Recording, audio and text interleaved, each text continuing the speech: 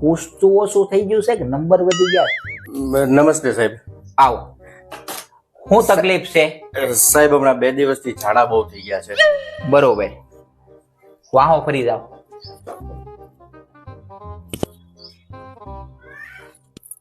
કેવા કલરના ઝાડા છે આ છે?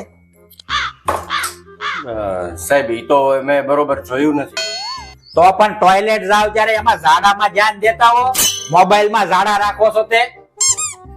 મોબાઈલ તો સાહેબ હું ઘડીક જ લઈ જાઉં, બાકી કઈ બહુ નથી વાપરતો. તો કેમ ઝાડા કેવા કલરના છે એ દેખાણા નહીં? સાહેબ અમારા ટોયલેટ ને છે ને લેમ્પ ઉડી ગયો છે એટલે. બરોબર, કાંઈ વાંધો નહીં. તમને છે ને સૂર્યા કંપનીનો 9 વોટનો એક લેમ્પ લખી દઉં છું. ઈ કાલ તમે સડાવી લેજો અને પછી કેવા કલરના ઝાડા છે ને ઈ જોઈને મને કહેજો.